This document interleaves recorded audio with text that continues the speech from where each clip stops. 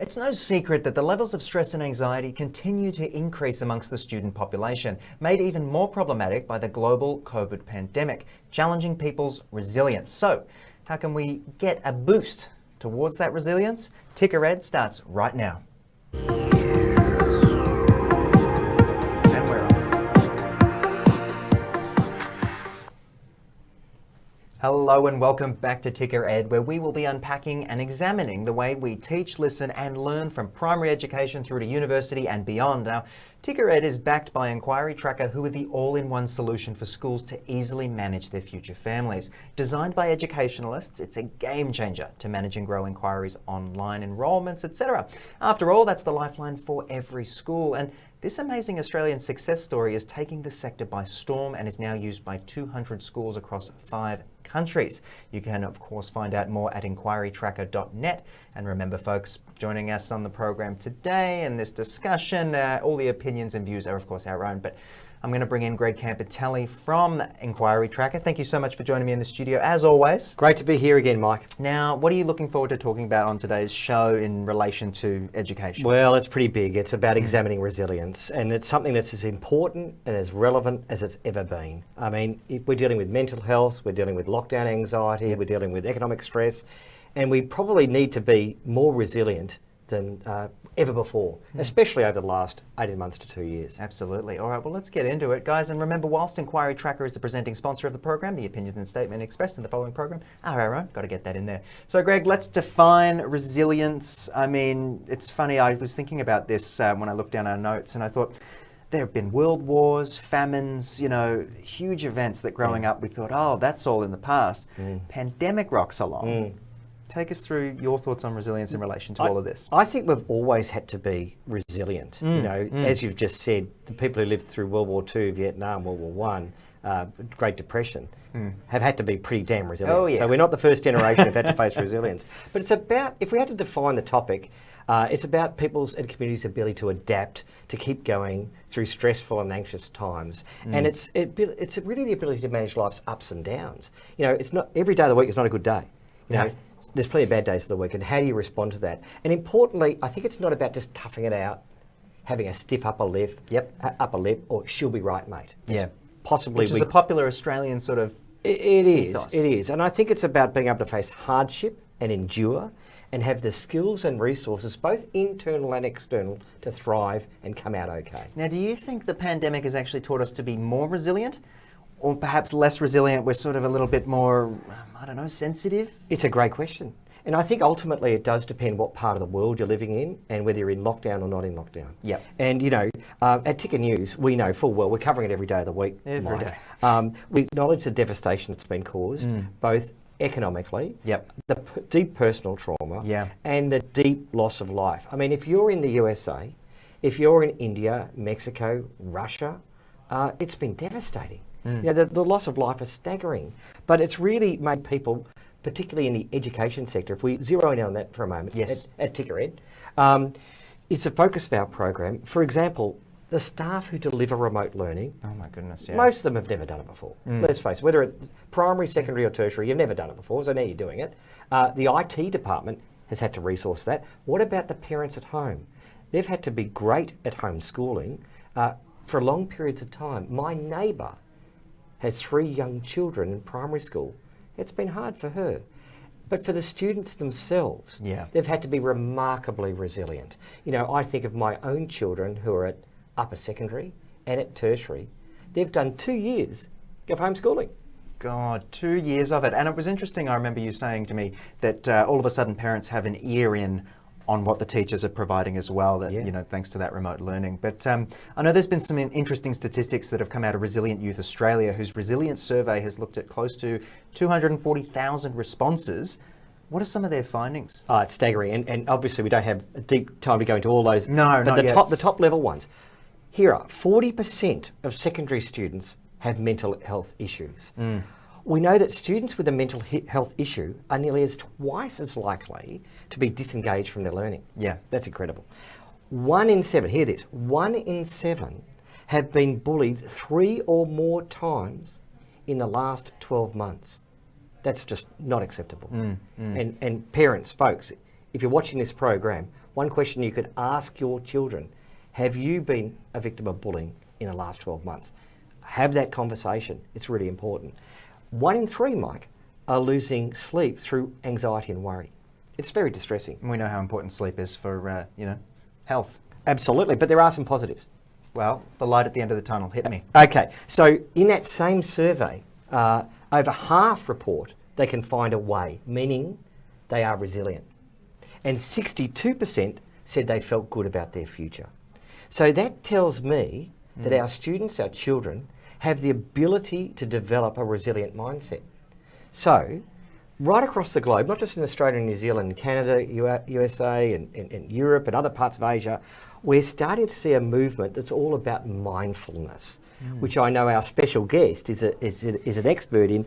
And not giving anything away, but the Resilience Project has actually championed a great program, a remarkable program called GEM, in over 2,000 schools. Fantastic. Great moment to bring in our guest. Well, let's bring him in. So joining us now is Hugh van Cuylenburg, co-founder and presenter of the Resilience Project and published author in the space of the book by the same name. And welcome, Hugh. Good to see you. Thanks for having me, gents. I'm happy for you to both keep talking. I'm thoroughly enjoying this conversation. Oh, there you go. Well, let's get you involved as well. We're going to need your help. So tell us a little bit about the Resilience Project and your interest in this area and what you've seen, because it's been a crazy time for all of us. It is. So the Resilient Youth Survey that you're talking about there, Greg, we work very closely with Resilient Youth. And if I could just add one more statistic to that, just to paint the picture from all the way from primary up to secondary school. So on top of, you just said before, quite rightly, 40% of secondary school kids have a mental health issue. Well, how's this one? We now have 24% of primary school kids. So 1 in 4 primary school kids with a mental health issue. When I started my teaching degree back in 2001, I remember a lecturer saying, just be aware that you've probably got one child in every class with a mental health issue, which is around 1 in 27, 1 in 28. And we now got 1 in 4. So it's quite an alarming statistic. But to answer your question, the Resilience Project exists because of 2 people. One of them is a little boy who lives in India. The other is my little sister, Georgia, who you can kind of see in the background there on the screen. But so 2000 and... Now I'm going to find myself watching this video because I haven't seen the video before. 2008, I found myself backpacking around India, and I found myself missing teaching. I was a primary school teacher back then. I decided to go and do a bit of volunteer work.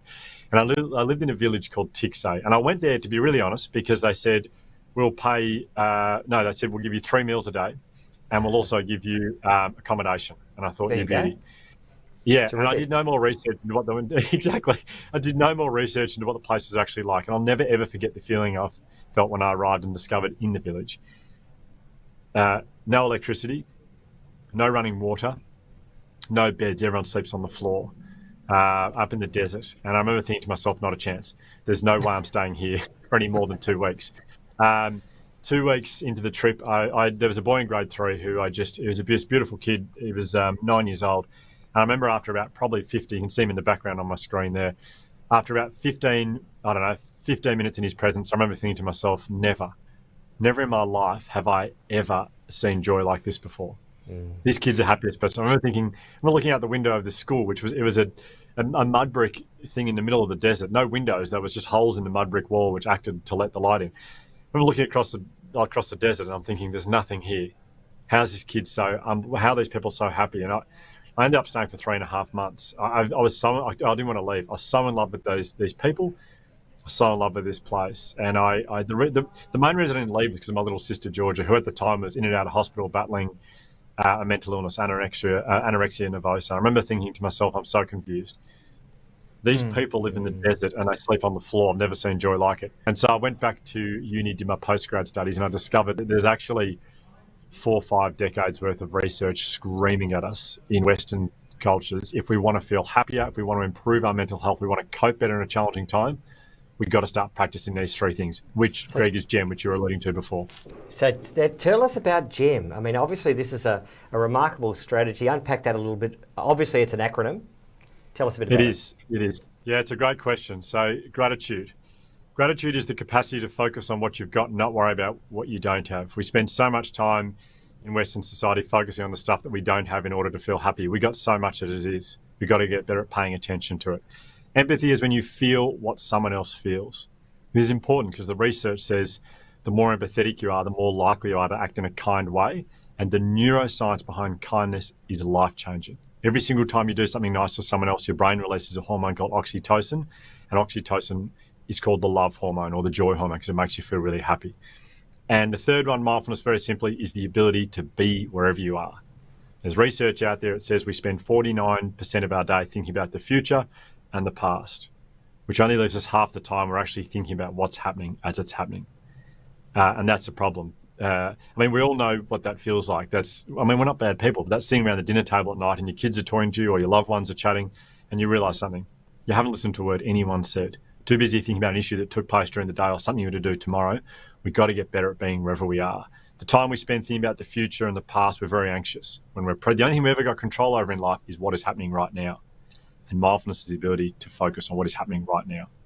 What are some of the qualities of resilient students and staff and parents as well? It's alarming to hear that primary school students are experiencing more and more mental health issues because of the confusion, but staff and parents as well. How can we sort of get things to run downstream to the children and help them out? The most powerful way to influence anyone's behaviour is to model the behaviour. You guys know that, you're in education. So we run really comprehensive sessions for parents and for teachers to make sure they're on board with this stuff.